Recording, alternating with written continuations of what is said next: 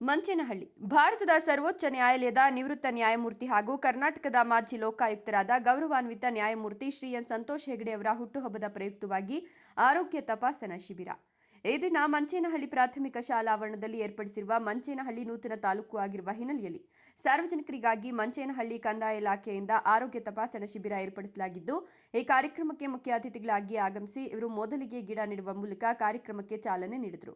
ತದನಂತರ ವೇದಿಕೆ ಅಲಂಕರಿಸಿ ದೀಪ ಉದ್ಘಾಟಿಸುವ ಮೂಲಕ ಕಾರ್ಯಕ್ರಮ ಉದ್ದೇಶಿಸಿ ಮಾತನಾಡಿದ ಇವರು ತಮ್ಮ ಅಧಿಕಾರಾವಧಿಯಲ್ಲಿ ಹೇಗೆ ಜೀವನ ನಡೆಸಿದ್ರು ಈಗಲೂ ಅದೇ ರೀತಿ ಸಾಧಾರಣ ಜೀವನವೇ ನಡೆಸುತ್ತಿರುವುದಾಗಿ ಪ್ರತಿಯೊಬ್ಬರು ಕೂಡ ನ್ಯಾಯವಾಗಿ ಪ್ರಾಮಾಣಿಕವಾಗಿ ಕರ್ತವ್ಯ ಮಾಡಬೇಕು. ಅತಿ ಆಸೆಗೆ ಹೋಗಿ ಲಂಚ ಭ್ರಷ್ಟಾಚಾರಕ್ಕೆ ತಲೆಬಾಗಬಾರದು.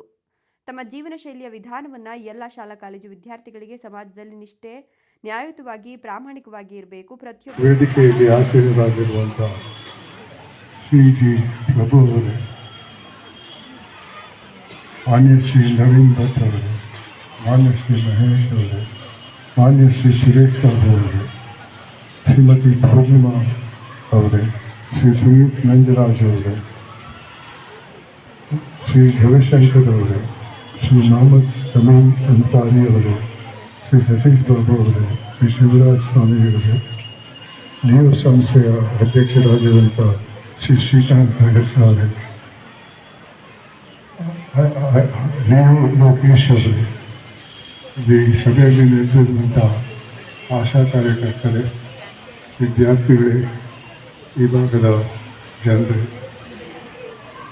ಮೊದಲಾಗಿ ಈ ಒಂದು ಕಾರ್ಯಕ್ರಮಕ್ಕೆ ನಾನು ಲಿಯೋ ಪ್ರಭುವರನ್ನು ಅಭಿನಂದಿಸ್ತಾ ಇದ್ದೆ.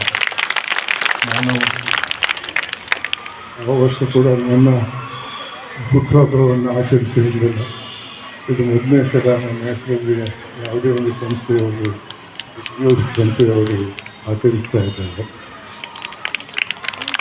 ನಾನು ಕಳೆದ 2 ತಿಂಗಳಲ್ಲಿ ಮನೆ ಬಿಟ್ಟು ಹೊರಗೋಗಿ, ಆದರೆ ಕರ್ನಾಟಕ ಲೋಕಾಯುಕ್ತಕ್ಕೆ ಬಂದ ನಂತರ ಸ್ವಲ್ಪ ಸಮಯದಲ್ಲಿ ನನಗೆ ತಿಳಿದಿದ್ದೇನೆಂದರೆ ಅಷ್ಟರವರೆಗೆ ನಾನೊಬ್ಬ ತೂಕ ಮಾಡಬೇಕಂತಿದ್ದೆ. ಸುಪ್ರೀಂ ಕೋರ್ಟ್ ನ್ಯಾಯಾಧೀಶನಾಗಿರ್ಬೋದು, ಸೊಲಿಸಿಟರ್ ಜನರಲ್ ಆಫ್ ಇಂಡಿಯಾ ಆಗಿರ್ಬೋದು, ಅಡ್ವೊಕೇಟ್ ಜನರಲ್ ಆಫ್ ಕರ್ನಾಟಕ ಆಗಿರ್ಬೋದು. ಆದರೆ ನನಗೆ ಸಮಾಜದಲ್ಲಿ ಆಗು ಹೋಗುವಂಥ ವಿಚಾರಗಳ ಬಗ್ಗೆ ಜಾಸ್ತಿ ಮಾಹಿತಿ ಇರಲಿಲ್ಲ. ಲೋಕಾಯುಕ್ತಕ್ಕೆ ಬಂದ ಸ್ವಲ್ಪ ಸಮಯದಲ್ಲಿ ಭಾಳಷ್ಟು ಅನ್ಯಾಯವನ್ನು ಕಂಡೆ. ಇದು ಯಾಕೆ ಈ ರೀತಿ ಆಗ್ತಾ ಇದೆ ಅಂತ ನಾನು ನನ್ನನ್ನೇ ಚರ್ಚೆ ಮಾಡಿದಾಗ ನನಗೆ ಅನಿಸಿದ್ದು, ಇದು ವ್ಯಕ್ತಿಗಳ ತಪ್ಪಲ್ಲ, ಇದು ಸಮಾಜದ ತಪ್ಪು. ನಾನು ಚಿಕ್ಕವನಾಗಿದ್ದಾಗ ಅಂಥ ಸಮಾಜದಲ್ಲಿದ್ದೇನೆ. ಆ ಸಮಾಜ ಒಳ್ಳೆ ಕೆಲಸ ಮಾಡಿದ್ದವರನ್ನು ಗುರುತಿಸಿ ಪುರಸ್ಕರಿಸ್ತಾ ಇತ್ತು. ತಪ್ಪು ಮಾಡಿದ್ದವರಿಗೆ ಅವರದೇ ರೀತಿಯಲ್ಲಿ ಶಿಕ್ಷೆ ಕೊಡ್ತಾ ಇತ್ತು. ಅಂದರೆ ಇದು ಜೈಲು ಶಿಕ್ಷೆ ಅಲ್ಲ, ಕೋರ್ಟ್ ಶಿಕ್ಷೆ ಅಲ್ಲ. ಅವರನ್ನು ಇವರ ಘನ ಉಪಸ್ಥಿತಿಯಲ್ಲಿ ಆರೋಗ್ಯ ತಪಾಸಣಾ ಶಿಬಿರ Leo club of Kiran Lions club inter national district ಸಂಸ್ಥೆ ವತಿಯಿಂದ ಆರೋಗ್ಯ ತಪಾಸಣಾ ಶಿಬಿರಕ್ಕೆ ಚಾಲನೆ ನೀಡಲಾಯಿತು.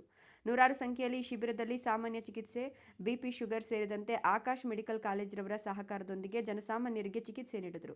ಈ ಕಾರ್ಯಕ್ರಮ ಮಂಚೇನಹಳ್ಳಿ ತಾಲೂಕು ಆದ ಇದೇ ಮೊದಲ ಬಾರಿಗೆ ನ್ಯಾಯಮೂರ್ತಿಗಳಾದ ಸಂತೋಷ್ ಹೆಗಡೆಯವರು ಆಗಮಿಸಿರೋದು ಮಂಚೇನಹಳ್ಳಿ ಜನತೆಗೆ ಹೆಮ್ಮೆಯ ವಿಚಾರವೆಂದು ಮಂಚೇನಹಳ್ಳಿ ತಾಲೂಕು ದಂಡಾಧಿಕಾರಿ ಪೂರ್ಣಿಮಾ ವಿ ತಿಳಿಸಿದರು.